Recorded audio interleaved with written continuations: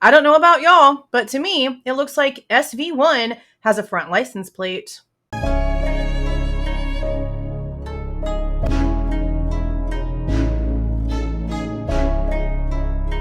Hey guys, this is Jules with True Crime Reactions. Disclaimer. Everything stated in this video is my opinion and my opinion only. And just like everything else in these cases we discuss here on this channel, everything is alleged. Okay, so back on June the 3rd, me and a few other creators received an email from someone who did a really crazily impressive in-depth analysis on SV1. Now, this matches up with everything that we have been sort of getting back into, I guess, a little bit. Let me backtrack. Okay, so whenever the King Road house was demolished, I posted this video.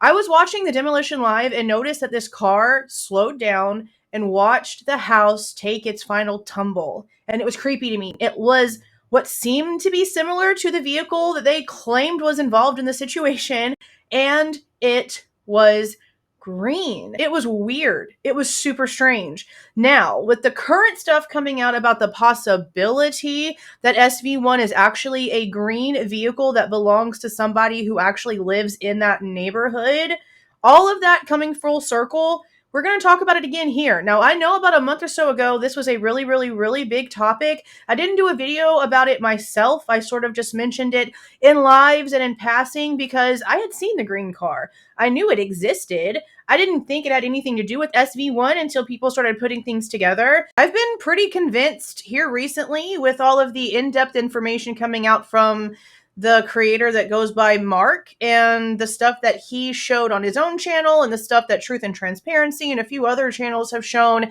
I received an email, and again, along with a few other creators, from a guy whose initials are MR. It doesn't sound like he wants his name out there. I don't know if this is his real name or not, but I'm just going to leave it how it is. There is a video that this person created for several of us channels out here with a little bit of reach about the car. And I got this email on June the 8th, and I got another little update on it on June the 10th. And now we're going to talk about it because this is some really in-depth things. Now, I'm going to have a link for the video down in the description box. It barely has any views. This thing deserves millions of views, especially once I show you the little bit of information that I'm going to show you just to get your attention. I don't want y'all spending too much time over here. I'm not even kidding. I don't deserve anything when it comes to the views for this situation. Go over there and watch this. But I'm going to show you why I am pretty much 1,000 bazillion% convinced they are full of it, okay? This damn car has a front plate. I really didn't know what he was trying to show me until I really started looking. And I didn't really know what was coming next. All I know is that in the little circle, I did start seeing something. And I started paying attention. And then whenever the next photo came, I was like, holy crap, the positioning is too perfect. He has sent these reports to Ann Taylor. As a matter of fact, some people that have seen this information and this person themselves believe that since this information got sent over to the defense, that this might be some of the new information that the defense has submitted, which is highly possible, especially once I show you this. Oh my God. Y'all might have seen this on a few other channels already. He sent this to me and again, a few other people. So I don't know how many people have put a video out about it already, but look, I'm just, my mind blown, okay? But in this email, they're basically telling me that they ran multiple reports and that even though our human eye might not be able to see the license plate on SV1, the AI can pick it up. It's seeing things completely different than we with our human eyes can see things. So it can pick up things that, you know, by nature, our eyes just can't pick up, especially when it comes to us trying to view what could very well be completely manipulated footage, okay? He did this several times. And again, these reports have been sent over to the defense. I really hope that they're paying attention to them because this goes back to, again, the green car in-depth analysis that has been going on over the past month or so. Now, this is SV1, a screenshot from the public information that is on the public website. And as you can see, down here, underneath where this opening is in the front bumper grill of the vehicle, there is something here. This goes up, this goes across, and this goes down. If you look at this photo, this is also something that he circled very specifically. If you go back Look at this. This is now a more full version, a full photo of the vehicle, and you can still see it goes up, it goes over, and it goes down, and there's something else a little darker right under where that border starts to show. Now look at this. Do you see how the grill works and how this license plate is just off center? How it doesn't really look like it's supposed to be there. I remember that one of the things that Truth and Transparency stated about the guy who owns this vehicle is that according to her going back and looking at pictures on his social media of other vehicles that he has had, this guy pretty much just like slaps his license plate however he wants to, wherever it needs to be visible enough, I guess. But look at how off center it is. It's just slightly off center and just a little crooked, right? Okay, look at this. It's just a little off center and just a little crooked. It literally matches the exact angles that this license plate is whenever it is on this green vehicle. Now, if you also see the way that the taillights do this right here, look at the way that they do here in this back photo. Does that not look like pretty much the exact same design, the exact same curvatures in the lights? I mean, to me, it pretty much looks identical. I'm not even going to try and lie about it. Look at the way this looks. If this was more flat and we were like this, it would look identical to what this looks like right here. It even has the deep line where the handle goes, which I've always paid attention to that very, very deep line, especially in contrast to the angle of the back window right here. And I mean, look at that. That's literally the exact same car. Now I'm going to read you the executive summary of the report that this guy put together. And then after this, I'll show you a few minutes, a couple of clips of the video that I want you guys to go and watch because he shows you exactly how he was able to figure this out and show that, yes, indeed, the AI is actually picking up a license plate in the front of that vehicle. So for them to say, oh, there was no front license plate, so it has to be Bryan Kohberger's car, that's also crap, and it's been crap since before this for a plethora of reasons. But one of the main reasons came out in the transcripts from the closed session in January when Brett Payne took the stand and started just literally just dropping all kinds of little nuggies.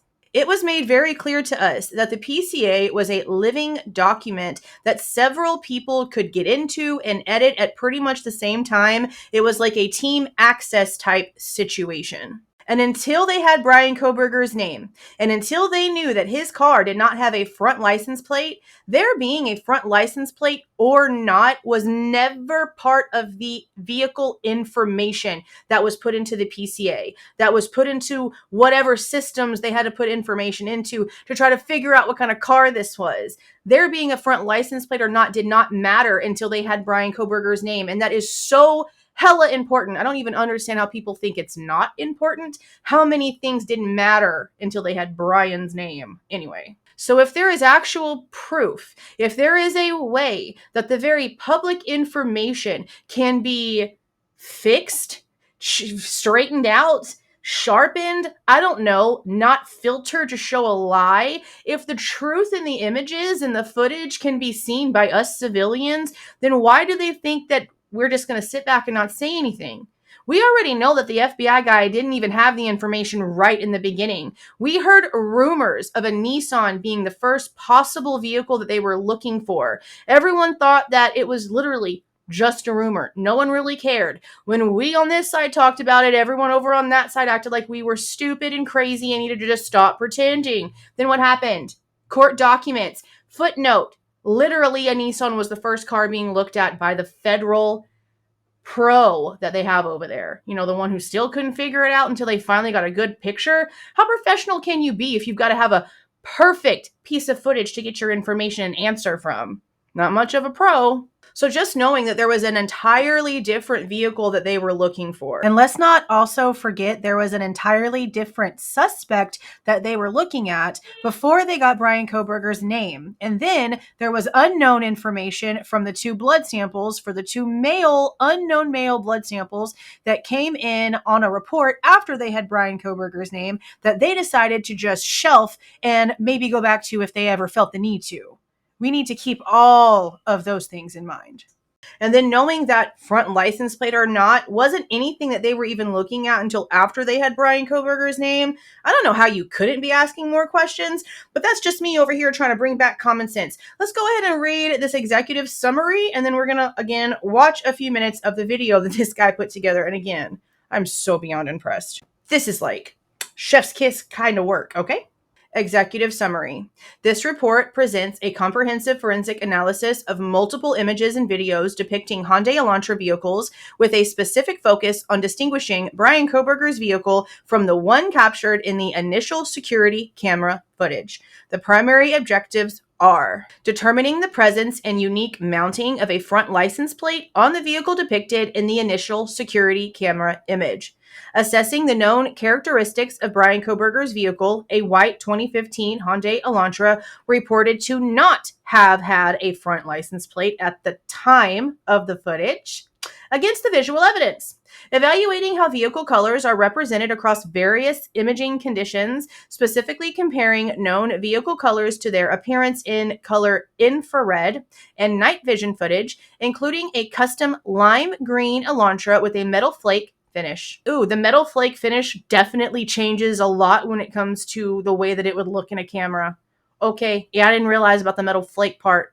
Okay, analyzing the CRI images for evidence of an IR interrupter or similar device and its impact on the analysis. The analysis leverages both clear daylight imagery of a reference vehicle and a degraded nighttime security camera footage. Crucially, based on the new information that Bryan Kohberger's vehicle did not have a front license plate at the time the CIR photos were taken, the report concluded that the vehicle depicted in the initial security camera image is not Bryan Kohberger's vehicle.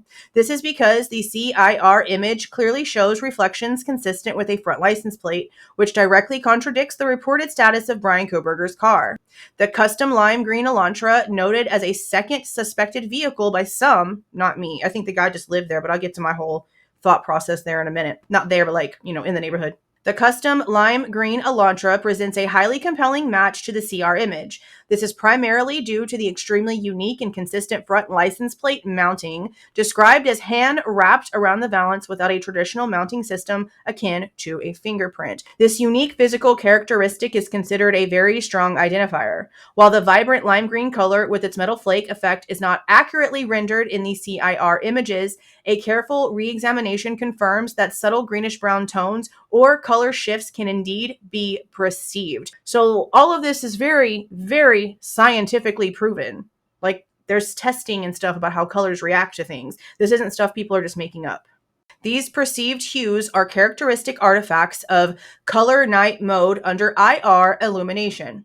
These perceived hues, combined with the highly unique license plate mounting, significantly strengthen the argument for the lime green Elantra being the vehicle in the CIR images, despite the overall desaturated appearance. The presence of an IR interrupter or similar device is not definitively indicated, as the observed blooming is consistent with a standard retroreflective license plate under strong IR illumination. Even if such a device were in use, it would not alter the fundamental conclusion that the vehicle in the CIR image is not Bryan Kohberger's due to the license plate discrepancy. Exactly. They have been nothing but standing firm on the fact the car had no license plate after they had Bryan Kohberger's name because they desperately need it to be Bryan Kohberger's car. And the majority of people with brains just don't believe it is. Now, before I go over to the video and show you a little snip about what he's talking about whenever it comes to the license plate, I'm just going to scroll. This was written by this person, okay? It has footnotes. It has charts and graphs and tables and points and chapters. And this is like some professionalness. This is what I would expect to see from somebody that works for the FBI, someone who is an actual expert in something. They even cited their work. Wild. Beautiful. Okay, time to look at a few clips. Now, this first one I'm going to show you is him taking the image with the circled portion that I showed you of the front grille where it looks like there's something under that spot where there's that, design spot in the front bumper of the vehicle. Okay. This is a clip of him taking that and running it through AI and asking it a very specific question. I'm going to ask it, can you analyze this photo, the CIR image actually, for retro reflective areas?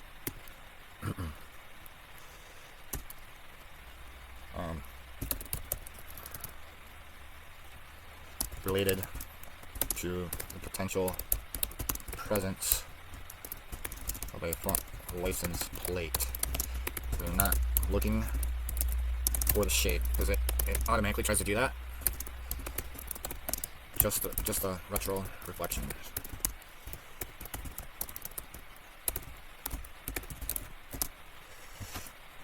This is a color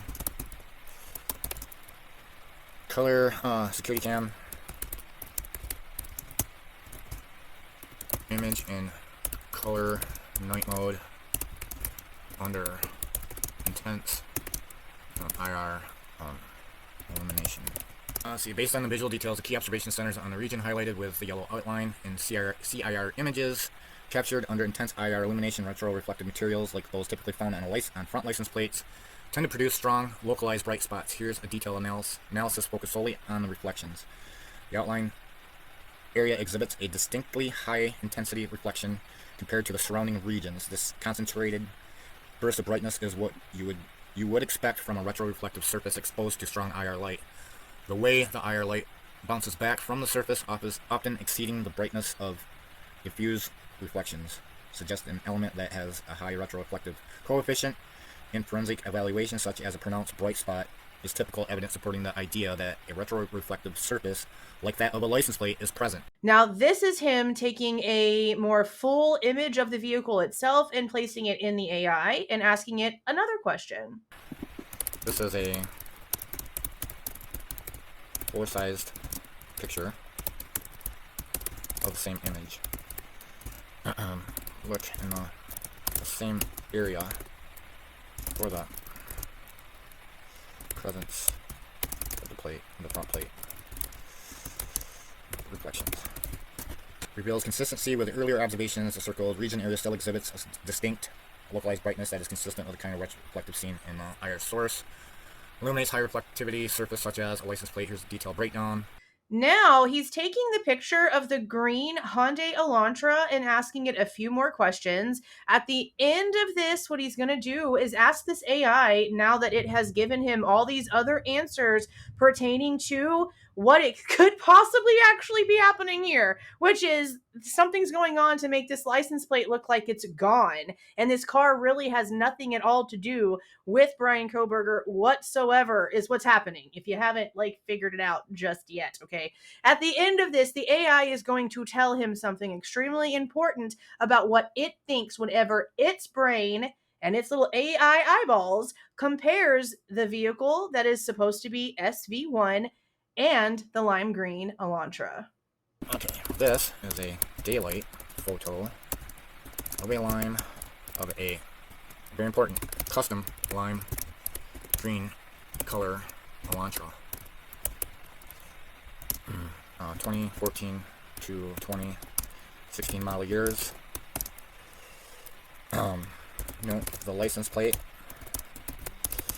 is deformed and wrapped in a non-traditional mounting location. Also, note the top reflections of this paint coating. Implications for forensic analysis. The combined effect of non-traditional mounting and the bright paint means that what might typically be interpreted as a straightforward license plate retro reflection is now overlaid with additional optical effects. In this scenario, using daylight imagery introduces additional complexity because the glossy finish creates extensive specular highlights that can mask or blend with the plate's signal. To tease these elements apart, targeted imaging processing such as isolating specific regions with intensity profiling or applying localized contrast. So basically what it's telling you here is it can see the difference. It's telling you that it's seeing the difference, right? So now I want you to compare this image and what is the probability that this car in the daylight, and it is the same vehicle in the CIR image. Based on these factors, the precise location and reflective nature of the signature in the CIR images, combined with the unusual license plate mounting and distinctive vehicle attributes in the daylight photo, the probability that both images capture the same vehicle is very high. In a forensic context, and taking into account image quality limitations and the uniqueness of the mounting configuration, I would estimate roughly an 85-90% likelihood that the vehicle in the CIR images is the same one shown. Isn't this insane? There is no way that somebody can do this with free tools, with an AI that is on the public internet, and the feds have it this wrong on accident? I'm sorry, but I just don't think there's a way for them to have gotten this so wrong on accident. Again, their expert had a Nissan as the first vehicle. They didn't even know what this car possibly could be, the one right here on this camera, until they got a clearer image of the car down at Ridge Road at 4:01 in the morning. And there's not enough proof that that car is the same car. That's SV1. Now, what I'm going to do here is show a clip from the Dateline footage that shows that little 3-point turn.